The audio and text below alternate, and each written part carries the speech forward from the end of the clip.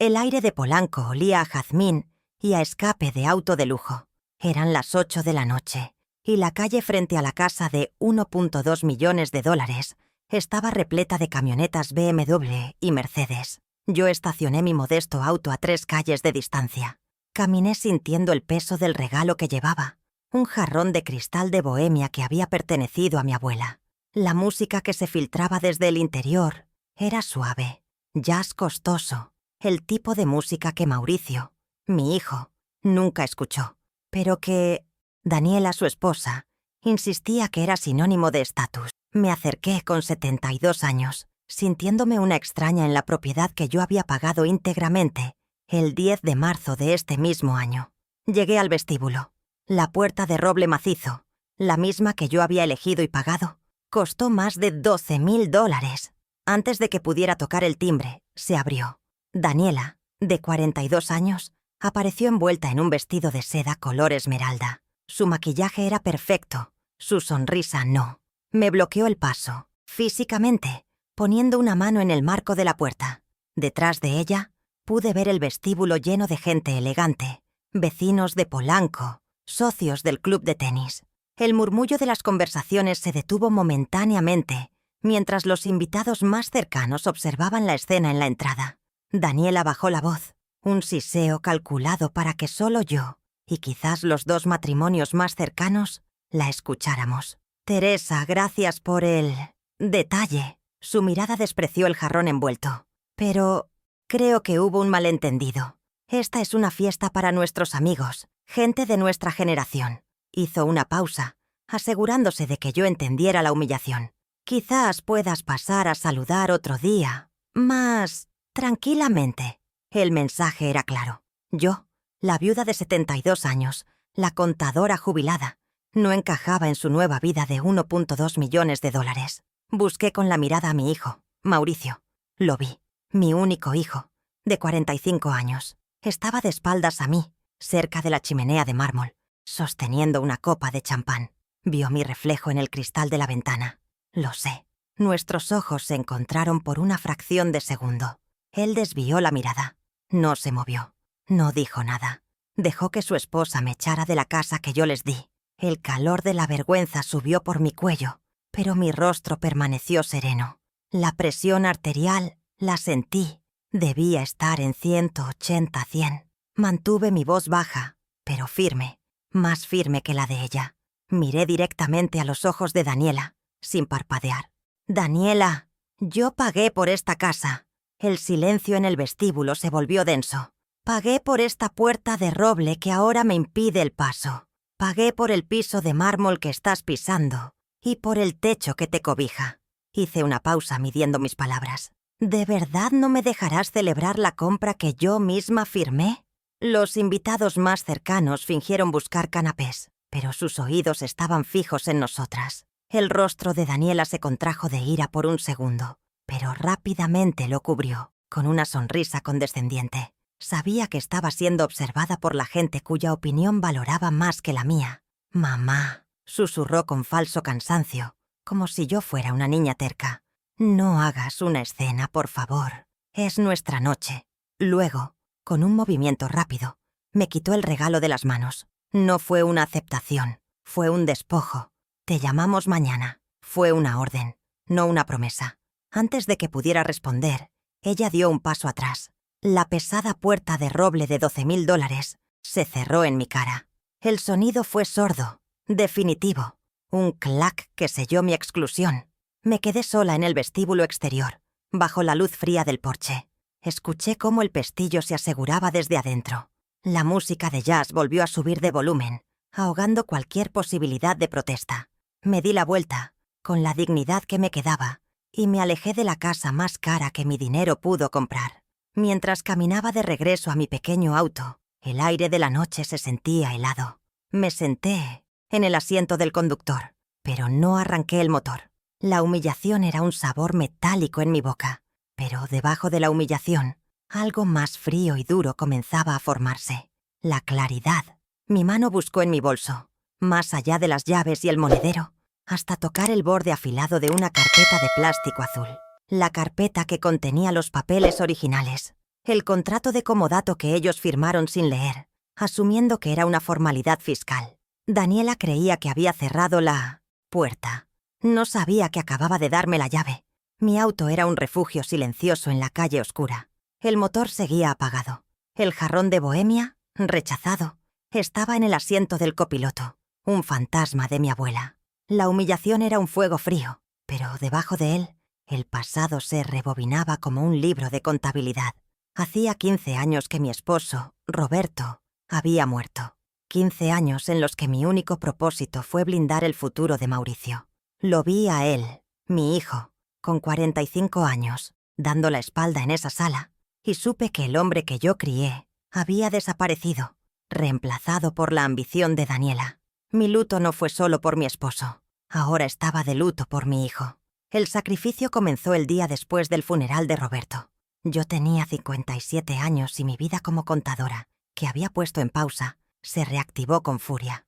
Volví a mi antigua firma, pero no solo a mi puesto.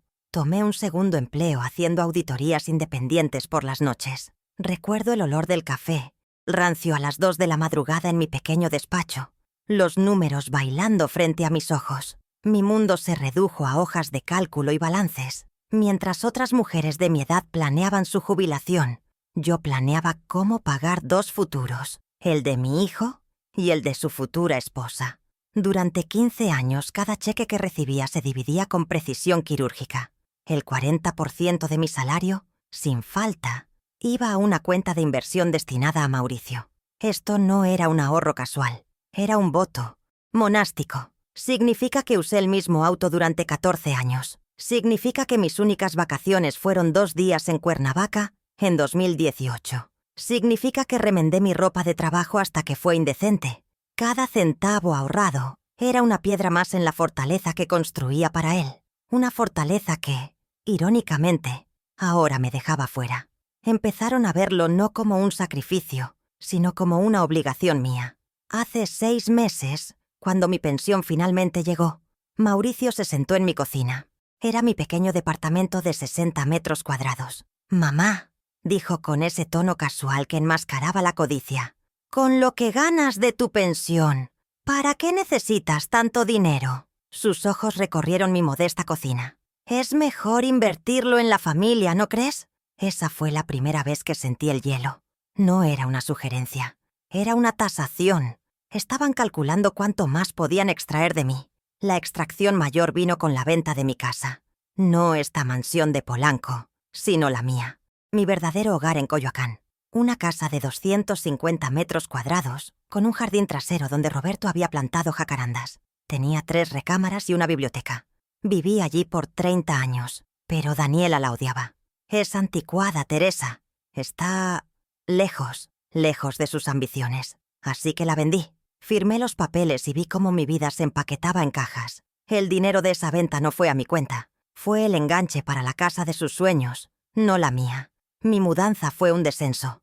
De 250 metros cuadrados de recuerdos y luz a un departamento de 60 metros cuadrados en una colonia funcional, pero sin alma.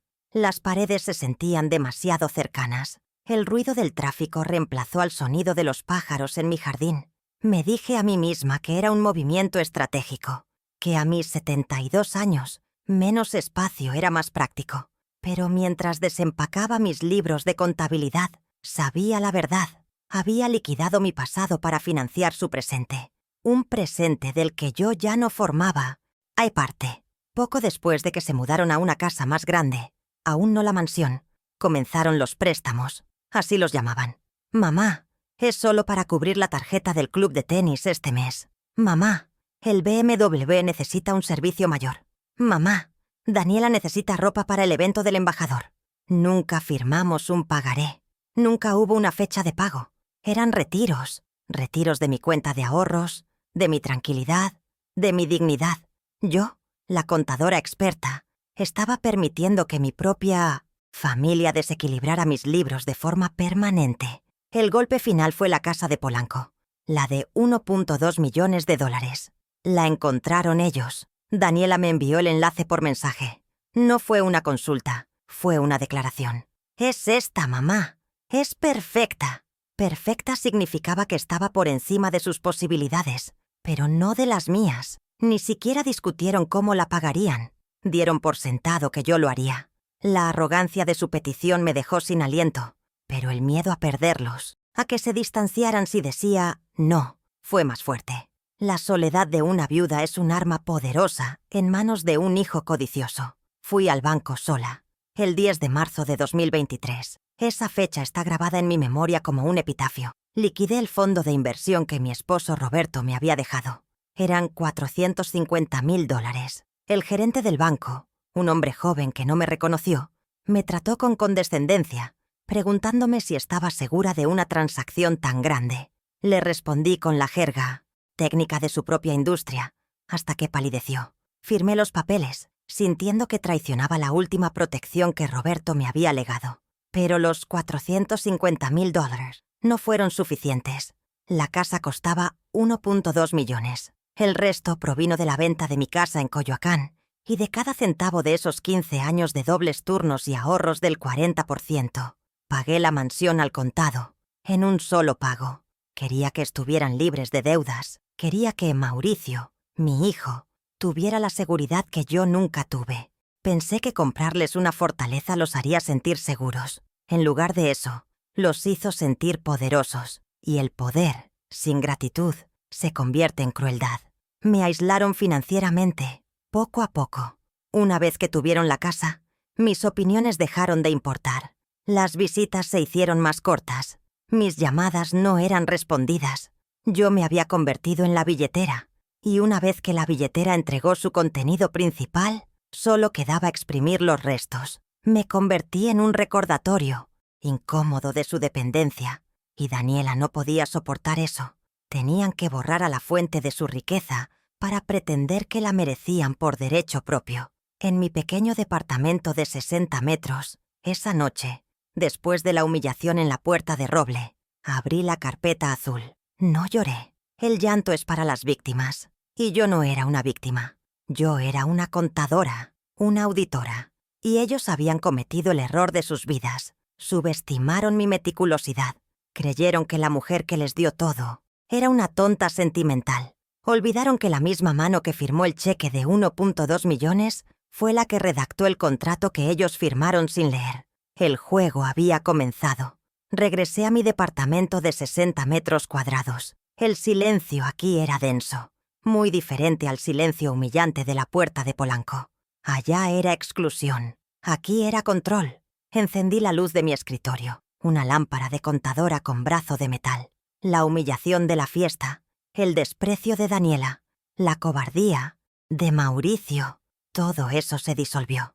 El calor de la vergüenza se convirtió en un hielo metódico. Saqué la carpeta azul de mi bolso y la coloqué sobre el escritorio de madera laminada.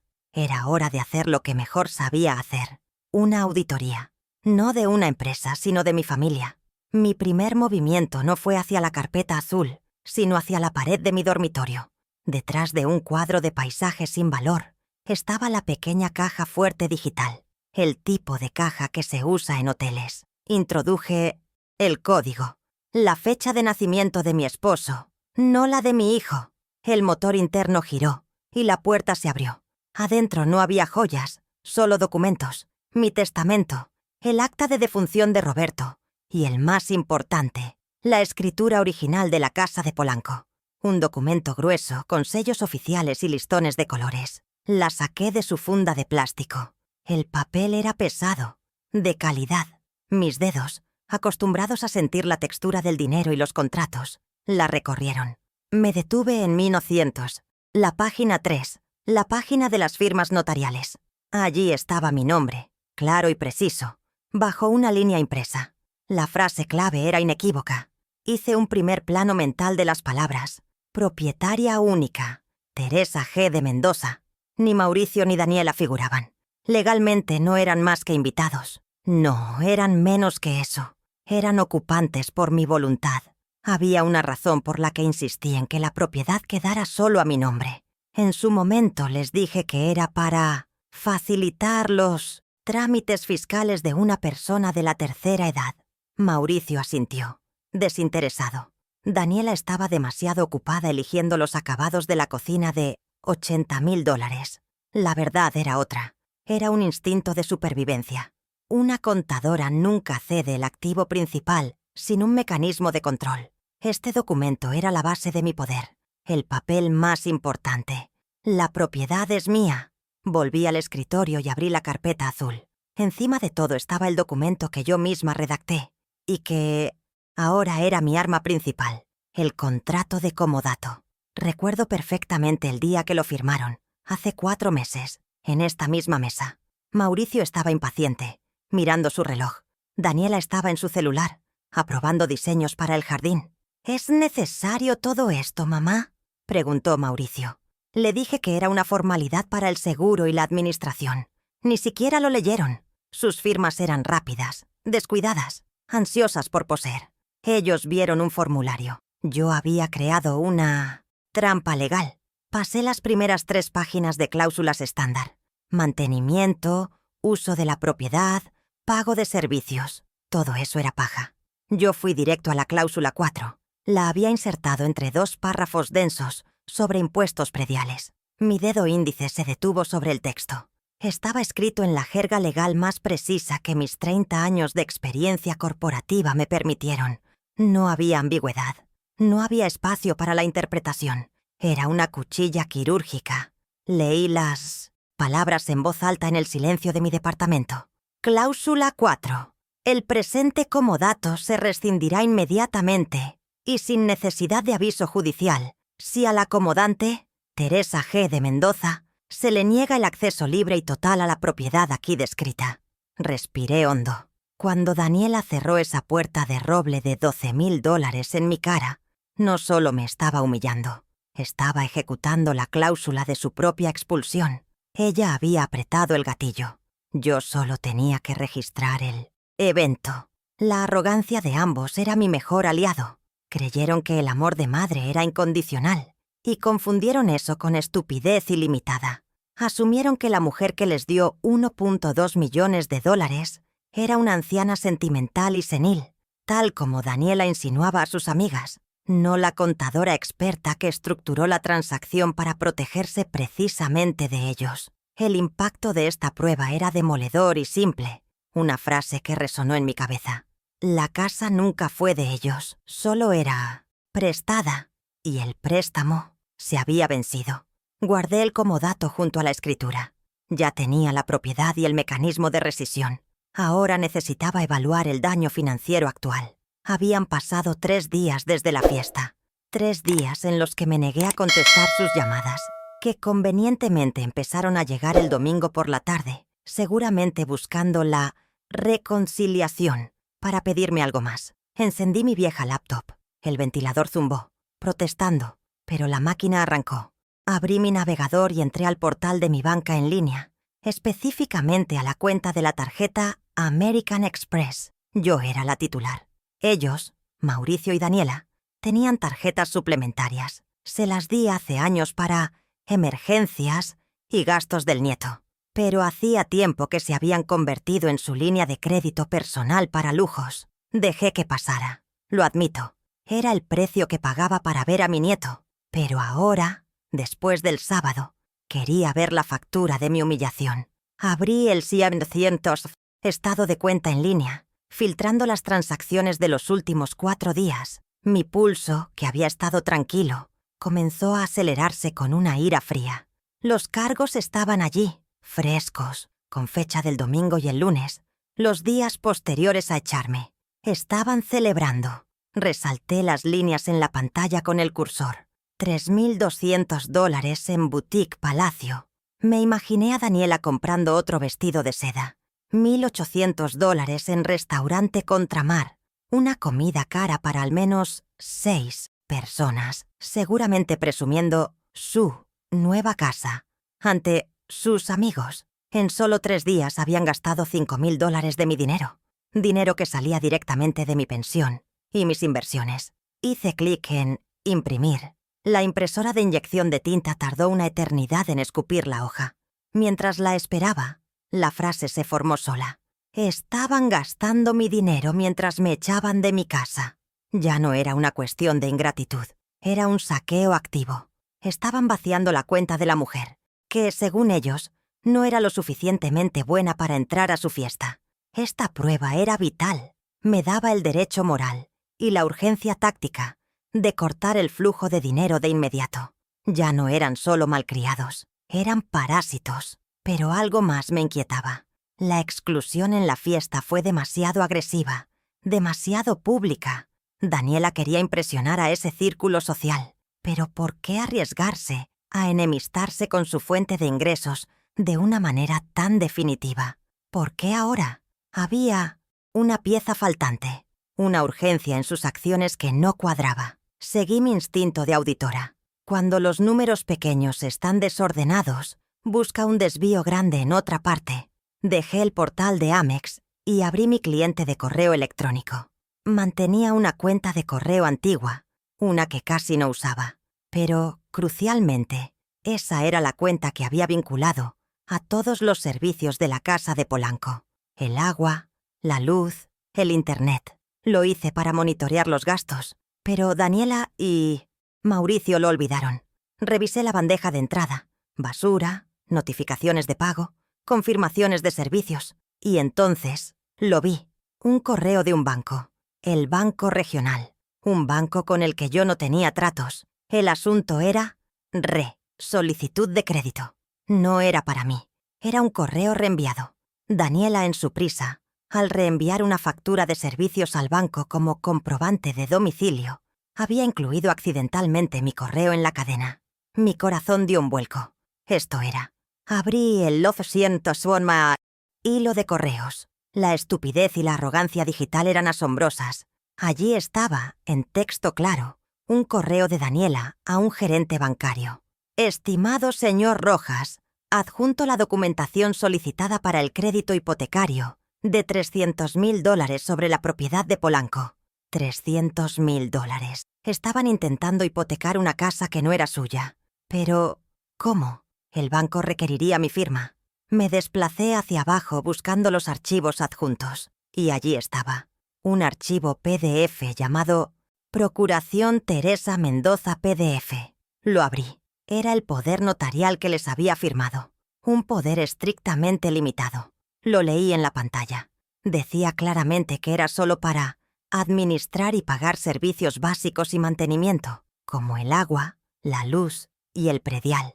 No tenía poder para vender, ni para grabar, ni para hipotecar. Daniela lo había enviado al banco, esperando que un gerente perezoso no leyera la letra pequeña y asumiera que era un poder general. Estaba intentando usar un documento limitado para cometer un fraude masivo. Si lo lograba, el banco me embargaría a mí cuando ella no pagara. Estaba tratando de robarme $300.000, usando mi propia casa como garantía. La sangre se me heló. La fiesta, la exclusión, todo cobró sentido. Necesitaban alejarme, silenciarme, quizás incluso empezar a construir la narrativa de que yo estaba senil para invalidarme si descubría esto. Imprimí toda la cadena de correos, las 8 páginas. La evidencia era irrefutable. El PUNAS documento mostraba su nombre, el del gerente, el monto exacto de $300.000 y el archivo adjunto fraudulento. La frase que resumía esto era mucho más oscura que las anteriores. No solo eran ingratos, estaban cometiendo fraude, un delito grave. Ya no se trataba de una disputa familiar, se trataba de protegerme de criminales, y esos criminales resultaban ser mi propio hijo y su esposa. Apilé las 4 pruebas sobre mi escritorio, bajo la luz de la lámpara. La escritura original, prueba 4, que establecía que la propiedad era 100% mía. El contrato de comodato, prueba 1, que me daba el derecho legal de expulsarlos inmediatamente por violar la cláusula 4. Los estados de cuenta de Amex, prueba 2, que probaban el abuso financiero continuo de $5.000 en 3 días.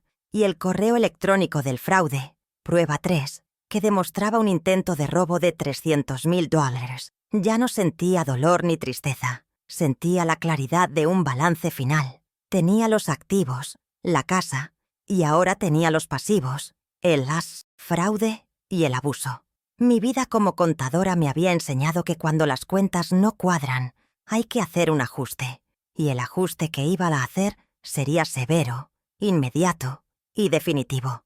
Tenía todas las pruebas tangibles que necesitaba. No habría un juicio largo. No habría una pelea emocional. Sería una liquidación, rápida, eficiente y, sobre todo, silenciosa. Sabía que no podía hacer esto sola, no por falta de capacidad, sino por la necesidad de un testigo oficial.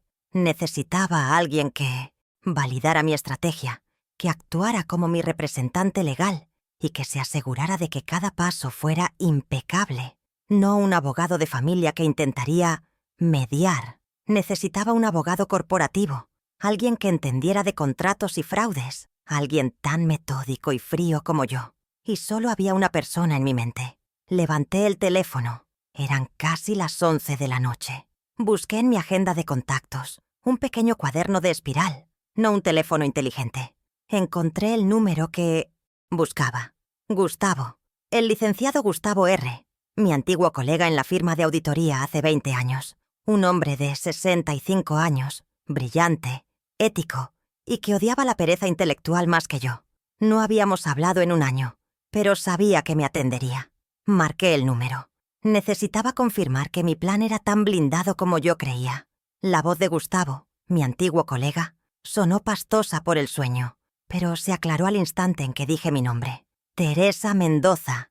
No esperaría una llamada tuya a esta hora si no fuera una auditoría de guerra. Tenía 65 años y su mente seguía siendo la más afilada que conocía. Le resumí la situación en menos de 3 minutos, usando términos contractuales, no emocionales. Comodato, cláusula de rescisión por negación de acceso, intento de fraude hipotecario con procuración limitada. Hubo un silencio. Lunes, 10 de la mañana. Mi oficina. Trae todo, Teresa. Y me alegro de oír esa frialdad en tu voz. Colgué. El primer engranaje de la máquina se había activado. El fin de semana fue el más largo de mi vida. No salí de mi departamento. No contesté las 14 llamadas de Mauricio, ni los 8 mensajes de texto de Daniela, que pasaron de «¿Mamá?» a «¿Por qué no contestas?» y finalmente a «Mamá, necesitamos hablar de tu actitud». ¿Mi actitud? Me dediqué a preparar mi expediente. Organicé las 4 pruebas en una carpeta de presentación con etiquetas. La escritura, el comodato, los estados de Amex, el correo del fraude. Parecía el informe final de una auditoría corporativa. No había emoción en esa carpeta, solo hechos. Y los hechos eran letales. El lunes, a las 9:45 am, yo estaba en la recepción del edificio corporativo donde Gustavo tenía su bufete. El mármol era gris y olía a limpiador de cedro. A las 10:00 am en punto, su secretaria me hizo pasar. La oficina de Gustavo era impecable, con vistas al castillo de Chapultepec. Puse la carpeta sobre su escritorio de caoba. No dije nada. Él abrió el expediente y empezó a leer. Observé su rostro. Es un hombre que no oculta su desprecio por el trabajo mal hecho. Y lo que Daniela había intentado era, además de criminal, torpe. Sus cejas se fruncieron al ver el correo del fraude. Terminó de leer después de 20 minutos. Se reclinó en su silla de cuero. «Teresa, esto es...» buscaba la palabra.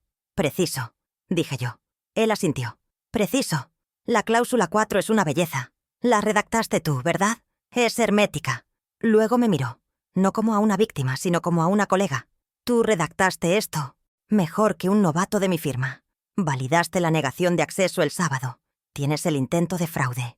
No hay nada que pelear. Esto no es un divorcio. Es una ejecución de contrato. ¿Qué quieres hacer?» Mi respuesta fue de una sola palabra. «Todo». «Bien», dijo Gustavo, enderezándose. Paso 1. Neutralizar el banco. Redactaré la notificación extrajudicial para el banco regional ahora mismo. Le di la hoja impresa del correo. Paso 2. Neutralizar sus finanzas. Llama a American Express. Ahora. Me señaló el teléfono de su escritorio. Paso 3. La propiedad. ¿Cuándo quieres recuperarla? Le dije mi plan. Él sonrió por primera vez. Un miércoles. Un open house. Teresa, eres despiadada. Soy contadora, respondí. Y ellos están en números rojos. Él levantó el teléfono para llamar a su asistente. Prepara el formato de revocación de poder y la notificación de rescisión. Me quedé sola en su oficina mientras él iba a firmar los documentos. Eran las 11:30 am. La primera parte del plan estaba en marcha, pero el paso 2 era mío. Levanté el pesado auricular del teléfono de Gustavo. Marqué el número de servicio al cliente de American Express. Sentí un último instante de duda. ¿Estaba cortando el cordón umbilical o la soga que ellos me habían puesto al cuello? La voz de una operadora me sacó de mi reflexión. «Habla Teresa G. de Mendoza, titular de la cuenta». Mi voz sonaba clara, sin temblores. «Quiero reportar el robo de 2 tarjetas suplementarias», dije con calma. La operadora inició el protocolo. Nombres: Mauricio Mendoza, Daniela R. de Mendoza. ¿Cuándo fue el último uso autorizado, señora? Hice una pausa. El sábado, a las 8 de la noche. La operadora tecleó. Muy bien, señora Mendoza. Las tarjetas han sido bloqueadas permanentemente. ¿Desea que se emitan nuevos plásticos? Respondí con una sola palabra. No. Colgué el teléfono. Eran las 4:00 p.m. del lunes. El grifo se había cerrado.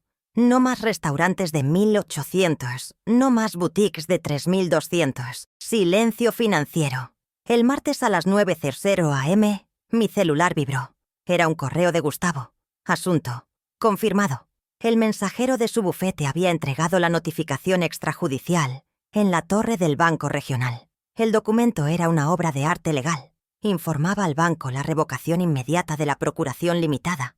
Adjuntaba prueba del intento de fraude de Daniela y advertía al banco de acciones legales si procedían con cualquier trámite, usando ese poder inválido. Habíamos cortado la hemorragia de $300,000 antes de que ocurriera. El señor Rojas, el gerente bancario, debía estar sudando frío. Ahora venía la logística de la recuperación. El martes por la tarde, a las 5:00 p.m., comencé a hacer las llamadas. Usé un teléfono prepagado que compré en una tienda de conveniencia. Paranoia de contadora. Primero, la empresa de mudanzas. No una grande y llamativa, sino una discreta, especializada en traslados delicados. ¿Cuántos metros cúbicos?, preguntó el agente. No estoy segura. Mentí. Es para retirar unas pocas pertenencias de una casa grande en Polanco. Solo necesitaré el camión vacío por 1 hora. Y puntualidad. Agendado. Miércoles, 11:15 am. Inmediatamente después, llamé al cerrajero. Busqué uno que anunciara servicios de emergencia 24 horas y apertura judicial. Necesito un cambio completo de cerraduras para una propiedad en Polanco. Puerta principal, puerta de servicio, puerta de la cochera. El hombre al otro lado de la línea fue directo. ¿Usted es la propietaria? Tengo la escritura original en mano, respondí. Perfecto. Cuesta el doble por la urgencia y la zona. No me importa el costo. Lo quiero allí el miércoles a las 11:00 am en punto. Y traiga su mejor equipo. La cerradura principal es de alta seguridad. Miércoles, el día de. Me desperté a las 5:00 am. La adrenalina era más fuerte que el café. Repasé mi lista de verificación. Escritura original en mi bolso. Copia del comodato. Copia de la notificación de rescisión. El teléfono, prepagado. Gustavo me encontraría allí a las 10:45 am. Todo estaba listo. Pero mientras me ponía el traje sastre más sobrio que tenía, un traje gris oscuro, me di cuenta de que faltaba algo. ¿Qué pasaría si Daniela se ponía violenta? O si Mauricio, por una vez, reaccionaba. La arrogancia herida es peligrosa. Eran las 8:00 am. Hice una última llamada a una empresa de seguridad privada. Necesito 2 elementos. Escolta ejecutiva. No uniformados, pero visibles. Traje y corbata. Presencia. Disuasoria. ¿Amenaza activa, señora? Amenaza probable de invasión de propiedad, respondí técnicamente. Necesito que aseguren el perímetro de una residencia mientras el propietario legítimo toma posesión. El costo era exorbitante por hora. Lo pagué. Llegarían a las 10:30 am. Se reunirían conmigo y con Gustavo en el café de la esquina. A las 10:30 am del miércoles, estaba sentada en el café. Vi llegar a los 2 guardias. Eran hombres altos, impasibles, con audífonos discretos. Parecían rocas. Gustavo llegó momentos después, su portafolio de cuero en mano. «Listos», dijo pidiendo un expreso. Asentí. Los guardias se pararon detrás de nosotros. Miré mi reloj. 10:50 am. El cerrajero debía estar llegando a la calle. La mudanza estaría a la vuelta. Y Daniela, en ese preciso instante, probablemente estaba acomodando bandejas de canapés para sus amigas del club de tenis. Revisé mi bolso por última vez. Los documentos estaban fríos al tacto. Todo mi plan se había ejecutado en menos de 48 horas. Lunes 10:00 am. Consulta legal. Lunes 4:00 pm. Bloqueo de fondos. Martes 9:00 am. Notificación de fraude. Martes 5:00 pm. Logística de recuperación. Miércoles 10:30 am. Seguridad. Cada paso fue silencioso, preciso y sin retorno. Había construido un caso de auditoría perfecto y ahora iba a presentarlo. Nos levantamos de la mesa. Gustavo pagó los cafés. «Teresa», dijo mientras caminábamos hacia la casa, con los 2 guardias flanqueándonos. «¿Estás nerviosa?» Lo consideré por un momento. El sonido de nuestros pasos sobre la acera era lo único que oía. «No, Gustavo. Estoy preparada». La casa se veía hermosa a la luz de la mañana. Se escuchaba música suave desde adentro. El open house de Daniela estaba por comenzar. Pobre Daniela. Creía que la casa era su trofeo, su símbolo de estatus. No sabía que yo había guardado el recibo de compra. No sabía que el precio de la entrada era la gratitud. Y ella había sido declarada insolvente. El miércoles a las 11:00 am descubriría frente a toda la audiencia que tanto le importaba que no era la dueña, ni siquiera era una invitada. Era solo la inquilina de una propietaria muy, muy puntual, y el plazo de su contrato acababa de expirar. Nos detuvimos frente a la puerta de roble de $12,000, la misma puerta que ella me había cerrado en la cara. La música de jazz flotaba en el aire, junto con el aroma del café y los pasteles que seguramente había ordenado. Se escuchaban risas femeninas adentro, sus amigas, su platea. Perfecto. El escenario estaba listo. La audiencia estaba en sus asientos y los actores principales acababan de llegar. Gustavo me miró, pidiendo la señal. Respiré hondo el aire de Polanco. Ya no olía a humillación. Olía a justicia. Olía a cierre de cuentas. «Toquemos el timbre, licenciado», dije. «Es hora de auditar los libros». Mi plan no era sobre venganza. La venganza es caliente y desordenada. Mi plan era sobre contabilidad. Era frío. Era lógico. Y era un balance. Habían creado un desequilibrio en mi vida, en mis finanzas y en mi dignidad. Hoy, yo iba a ajustar las cuentas. A cero. Miré a los guardias. «Ustedes 2, uno a cada lado de la puerta, por favor. No entren a menos que yo lo indique». Ellos asintieron. Gustavo se paró a mi derecha, su portafolio listo. Yo me paré al centro. Levanté mi mano, no para tocar, sino para golpear la madera. 3 golpes secos, fuertes. El sonido retumbó, cortando la música. Se hizo silencio adentro. El show iba a comenzar. Era martes por la noche, exactamente a las 8:00 pm, el día antes de la ejecución. Mi plan estaba cerrado. El leak, Gustavo confirmado para las 10:45 am. La seguridad privada para las 10:30. El cerrajero y la mudanza para las 11:00 y 11:15. Yo estaba en mi pequeño departamento de 60 metros cuadrados, terminando una sopa de verduras. El silencio era mi aliado, un espacio para afinar mi resolución. Entonces, mi teléfono fijo sonó. El sonido era estridente en la quietud. Miré la pantalla. El número de la casa de Polanco. Sabía que las 14 llamadas perdidas en mi celular de parte de Mauricio eran solo el preludio. Dejé que sonara 3 veces. Descolgué. «Mamá».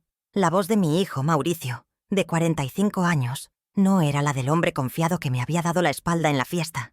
Era una voz aguda, delgada, teñida de un pánico que no reconocía. «Mamá, por fin. ¿Dónde estás? ¿Por qué no contestas?» Su ansiedad era palpable. Yo no respondí a sus preguntas.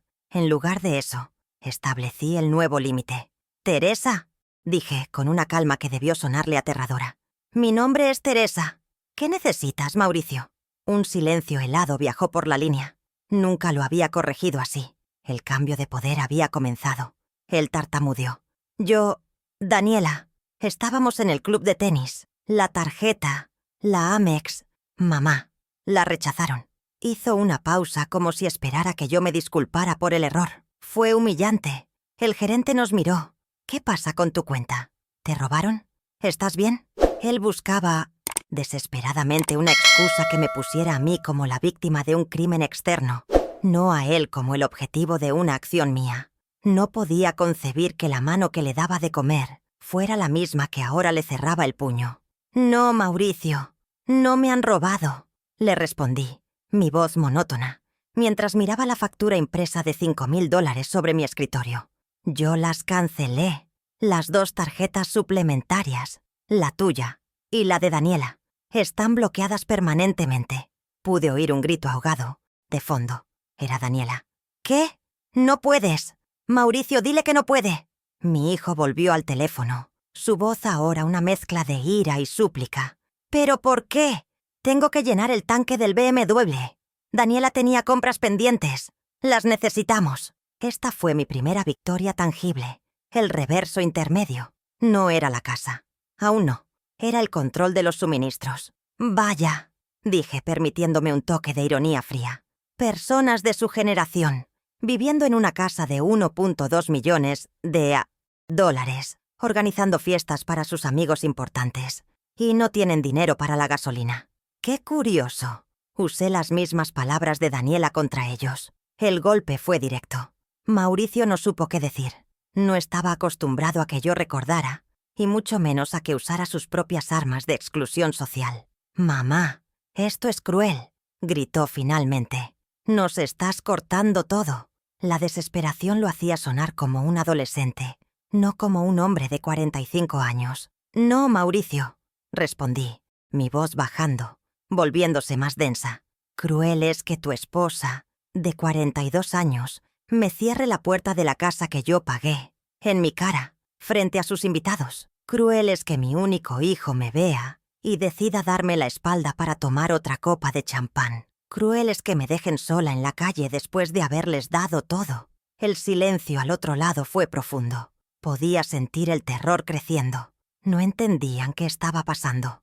«Y cruel, Mauricio», añadí, asestando el golpe que tensaría la cuerda. «Para el día siguiente, es intentar cometer un fraude de $300,000 contra tu madre». Hubo un jadeo, esta vez de él. «¿Qué? ¿De qué estás hablando? Estás loca. Estás senil, como dice Daniela». Lo dijo. Había dicho la palabra mágica que justificaba todo su abuso. Pero ahora, la palabra estaba vacía. «Pregúntale a Daniela», le dije ignorando su insulto.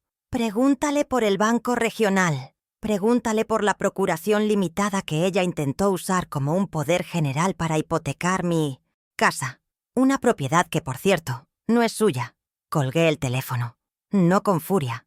Lo coloqué suavemente en la base. El clic fue nítido. Esta pequeña victoria era crucial. Acababa de informarles que yo lo sabía. No todo, pero sí lo suficiente. Mañana, a las 11:00 am, no estarían relajados para su fiesta. Estarían paranoicos, asustados y esperándome. El miedo los haría cometer más errores. El miércoles, a las 10:58 am, la calle de Polanco estaba tranquila. Demasiado tranquila.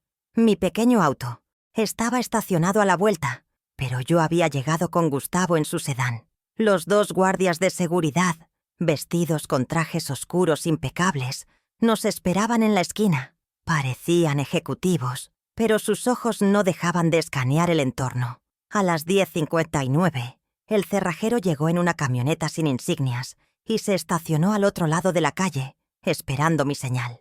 Desde la casa de 1.2 millones se oía una música de jazz suave y risas femeninas. El Open House de Daniela, su escenario social, estaba en pleno apogeo. Mi corazón no estaba acelerado, estaba frío, como el mecanismo de un reloj suizo.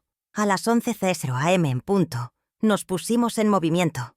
Gustavo a mi derecha, con su portafolio de cuero conteniendo las notificaciones. Yo, en el centro, con mi bolso conteniendo la escritura original. Los 2 guardias de seguridad caminaron 3 pasos detrás de nosotros, flanqueándonos. Subimos los 3 escalones de cantera. La música era más fuerte aquí. El olor a café caro y pastelería se filtraba. No toqué el timbre. Usé el llamador de bronce pesado y golpeé 3 veces. 3 golpes secos, como un mazo en un tribunal. La música se detuvo abruptamente. Las risas cesaron. Se hizo el silencio. La puerta de roble de $12,000 se abrió de golpe. Era Daniela. Estaba radiante en un vestido de lino blanco, con una copa de mimosa en la mano. Su sonrisa era para sus invitadas. Cuando me vio, su rostro se transformó. La sonrisa se derritió, reemplazada por una máscara de incredulidad y luego de pura furia. Detrás de ella, pude ver a una docena de mujeres, sus amigas del club de tenis, todas mirándonos. La platea estaba completa. ¿Tú? Siseó, su voz temblando. ¿Cómo te atreves a venir aquí? Su voz subió de tono, buscando el drama que tanto le gustaba. Te dije que no eras bienvenida. El eco de la fiesta del sábado. Esta es mi casa. Largo de mi casa ahora mismo. Lo gritó para que todas sus amigas la oyeran, para establecer su dominio. Puso una mano en mi pecho para empujarme. Yo no me moví. Mi traje sastre gris era mi armadura. Los guardias de seguridad dieron un paso adelante, y ella retiró la mano instintivamente, como si hubiera tocado hierro caliente. El miedo parpadeó en sus ojos por un segundo. Mantuve mi voz serena, casi conversacional. El contraste con sus gritos fue evidente. Miré por encima de su hombro a sus invitadas. Buenos días, señoras. Qué bonito evento. Luego, volví mis ojos a Daniela. Pero hay un error en tu guión, Daniela. Un error fatal. Me incliné un centímetro hacia ella. La que no es bienvenida aquí, la que se tiene que ir, eres tú. El silencio en el vestíbulo fue absoluto. Las mujeres del club de tenis se agruparon como un rebaño asustado, sin querer perderse nada. Gustavo, sin decir palabra, dio un paso al frente. Abrió su portafolio de cuero, sacó un documento doblado y se lo extendió a Daniela. Ella lo miró como si fuera una serpiente. «Tómelo, señora», dijo Gustavo con voz firme. «Es la notificación de rescisión de contrato». Daniela no se movió. «Como no lo toma», dije yo, «lo informaré verbalmente». Tomé el documento de la mano de Gustavo y lo sostuve frente a su cara. «Este es el contrato de comodato que firmaste sin leer hace 4 meses. El que te prestaba mi casa. Cláusula 4, continué, mi voz cortando el aire del vestíbulo. Hablaba despacio, asegurándome de que cada amiga del club de tenis escuchara. Cito: «El comodato se rescindirá inmediatamente y sin necesidad de aviso judicial si a la comodante, Teresa G. de Mendoza, se le niega el acceso a la propiedad». Levanté la vista del papel y la miré. «El sábado a las 8 de la noche, tú me negaste la entrada. Tú misma rompiste el contrato. Legalmente, desde ese instante, eres una invasora». «¡Mentiras! ¡Estás loca!». Daniela arrugó el papel, pero sus manos temblaban. «Mauricio», gritó hacia el interior de la casa. «Mauricio, ven aquí. Tu madre está senil. Está inventando cosas». Mi hijo apareció desde el salón, su rostro pálido por la llamada de la noche anterior. El pánico en sus ojos era evidente. «Mamá, ¿qué es este circo? Ya hablamos anoche. No puedes hacernos esto». Su voz, intentando ser fuerte, se quebró. Puso su brazo alrededor de Daniela, un gesto de protección que llegó 15 años tarde. Saqué el segundo documento de mi bolso. Este era más grueso, más viejo, con sellos oficiales. La escritura original de la propiedad. Mi prueba número 4. La desplegué lentamente, como un mapa del tesoro. «Tienes razón, Mauricio. Yo no puedo hacerles esto. La ley puede». Le mostré la página 3. «Yo sí puedo. La casa no es suya. Nunca lo fue. No es un regalo, fue un préstamo». Señalé mi nombre. «Propietaria única, Teresa G. de Mendoza. La casa es mía. Y yo decido quién vive en ella». Se escuchó un jadeo colectivo. Las amigas de Daniela, la audiencia de su estatus, estaban horrorizadas. Podía ver sus mentes calculando. La casa no era de Daniela. Los viajes no eran de Daniela. El estatus era una farsa. La humillación reputacional, el miedo más grande de Daniela, estaba sucediendo en tiempo real, en su propia sala. Su rostro, que había estado rojo de ira, ahora estaba blanco de pánico. Sabía que había perdido a su audiencia. «¡Llamen a la policía!», gritó Daniela, en un último intento desesperado. «Mauricio, llama ahora. Diles que esta vieja nos está acosando, que está invadiendo nuestra propiedad. Mauricio sacó su celular, sus dedos torpes en la pantalla. Esta era la amenaza que yo esperaba. La amenaza que le daría a Gustavo su entrada triunfal. Habían caído directamente en la última parte de la trampa. «No será necesario», dijo Gustavo, dando un paso al frente, interponiéndose entre Mauricio y yo. Su voz era una cuchilla legal. «Señora, si alguien aquí debe temer a la policía, es usted». Las amigas se acercaron más. Gustavo era un actor consumado. «El fraude, señora Daniela, lo cometió usted». La palabra «fraude» silenció incluso la respiración de las invitadas. Mauricio congeló su dedo sobre el teléfono. «Tenemos copia de su correo electrónico al Banco Regional», continuó Gustavo, sacando la prueba número 3, el correo impreso. «Dirigido al señor Rojas, solicitando un crédito hipotecario por $300,000, usando esta propiedad como garantía». Gustavo levantó la vista hacia ella. «Una propiedad que no es suya, adjuntando una procuración limitada como si fuera un poder general. ¿Sabe cómo se llama eso en el Código Penal? Intento de fraude». Gustavo guardó el papel. «Así que, le pregunto, señora, ¿llamo yo a la policía? ¿O prefieren retirarse pacíficamente?» Fue un jaque mate. La palabra fraude destruyó cualquier simpatía que las invitadas pudieran tener. Ya no eran testigos de un drama familiar, eran testigos de un crimen. Mauricio bajó el teléfono lentamente. Daniela se quedó sin palabras, su boca abierta en una mueca de horror. Habían sido expuestos. Daniela, en un último, patético gesto de desafío, intentó recuperar su estatus. Sacó su propio teléfono. «No me importa. Largaré de aquí, pero pagaré mi propio taxi». Intentó abrir su aplicación bancaria o de transporte. «Ah, sobre eso», dije yo con calma. «Tuve una conversación muy productiva con American Express el lunes». Ella levantó la vista, sus ojos inyectados en sangre.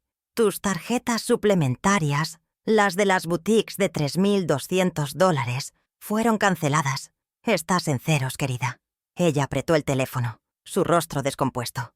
«Mientes. Inténtalo». La reté. El silencio se extendió.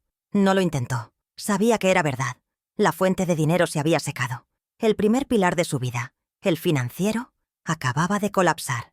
La mujer que gastó $5,000 en 3 días no podía pagar un taxi de $5. La ironía era deliciosa. Entonces, di la señal. Giré mi cabeza ligeramente hacia la acera. «Señor», llamé en voz alta. El cerrajero, que había estado esperando pacientemente, cruzó la calle, subió los escalones con su maletín de herramientas, pasó junto a Daniela, que estaba paralizada, y se arrodilló frente a la cerradura principal. Encendió su taladro inalámbrico. El sonido agudo, penetrante, metálico, del taladro perforando la cerradura de alta seguridad de $12,000 fue ensordecedor. El ruido fue brutal. Era el sonido de la finalidad. Era el sonido de la propiedad cambiando de manos. Las amigas de Daniela se taparon los oídos, retrocediendo hacia el jardín. Mauricio se encogió. Daniela soltó un grito, pero el taladro era más fuerte. Un grito mecánico de justicia que ahogaba su histeria. El cerrajero estaba destruyendo metódicamente el mecanismo que me había mantenido fuera. El segundo pilar, el patrimonial, estaba siendo asegurado. Mientras el taladro seguía perforando, los 2 guardias de seguridad dieron un paso dentro del vestíbulo. Se colocaron a cada lado de Mauricio y Daniela. Eran altos, impasibles, bloqueando cualquier ruta de escape hacia el interior de la casa. No los tocaron. No fue necesario. Su presencia era un muro. Una de las amigas de Daniela, la más valiente, susurró: «Daniela, querida, ¿deberíamos irnos?». Uno de los guardias habló. Su voz era grave, sin emoción, entrenada para la disuasión. Se dirigió a Mauricio y Daniela, pero lo dijo lo suficientemente alto para que todos lo oyeran. «Los propietarios nos han instruido que el contrato de comodato ha terminado. Ustedes ya no residen aquí». Se sintió como si un juez hubiera dictado sentencia. El segundo guardia completó la orden. «Tienen 10 minutos para recoger sus efectos personales más esenciales. Una maleta de mano por persona. Lo que no puedan llevar en esa maleta se quedará». Hizo una pausa. «Después de esos 10 minutos, serán escoltados fuera de la propiedad, frente a sus amigas, frente a las vecinas de Polanco. El tercer pilar, el reputacional, se había pulverizado. Daniela me miró. Su rostro, que había pasado por la ira, el pánico y el horror, ahora estaba vacío de todo, excepto de odio. Buscaba en mi cara cualquier rastro de duda, de culpa, de la madre que ella siempre había manipulado. No encontró nada. Encontró a la contadora. Encontró el balance final. Di la señal al cerrajero de que continuara. Ignorando a Daniela y Mauricio, di un paso adelante, cruzando el umbral. Por primera vez, el aire dentro de mi casa se sintió limpio. El cerrajero terminó su trabajo. El sonido del nuevo pestillo encajando en el marco de roble fue el sonido más satisfactorio que había escuchado en años. Un clic sólido, metálico, definitivo. Gustavo me entregó el juego de llaves nuevas. Las sentí pesadas en mi mano. Las amigas de Daniela se habían evaporado, murmurando excusas. Mauricio y Daniela se fueron en un taxi que Mauricio tuvo que pedir prestado a una de las invitadas, llevándose solo 2 pequeñas maletas de mano, sus rostros pálidos de humillación. Me quedé sola en el vestíbulo de la casa de 1.2 millones. El silencio era total. Ya no olía a perfume caro ni a pasteles. Olía a madera, a mármol y a Victoria. Olía a mío. Pero no era mi hogar. Era una escena del crimen financiero. Un mausoleo de 1.2 millones de dólares lleno de malos recuerdos. No pasé ni una noche allí. Al día siguiente llamé a la mejor agente de bienes raíces de Polanco. La casa, impecable, recién pagada y en la mejor zona. Era un activo codiciado. La puse en el mercado esa misma tarde, por debajo del precio de tasación, para una venta rápida. No me importaba perder un poco de ganancia. Lo que quería era liquidez y velocidad. Se vendió en menos de una semana. Firmé los papeles de la venta en la misma notaría donde había firmado la compra, pero esta vez el dinero fluía hacia mí. Mi siguiente movimiento fue comprar mi libertad. Dejé el departamento de 60 metros cuadrados, ese refugio temporal de mi estrategia. Con una fracción del dinero de la venta, compré un departamento lujoso en la calle Aristóteles, con vistas directas al parque. Era más pequeño que la mansión, por supuesto, pero cada metro cuadrado era mío, elegido por mí y para mí. Tiene ventanas de piso a techo, una cocina de chef donde solo cocino para quien yo quiero y un balcón donde puedo respirar. Mi nueva rutina es impecable, tranquila, sin el peso de la obligación de nadie. El resto del dinero, una suma considerable de $800.000, no lo toqué. Fui a un banco diferente, uno que no conocía mis tragedias familiares, y constituí un fideicomiso, trust. El beneficiario es mi nieto, el único inocente en esta historia. Pero el Osimiothers, dinero tiene candados. Mauricio solo podrá administrar esos fondos, ni siquiera tocarlos, para la educación de su hijo.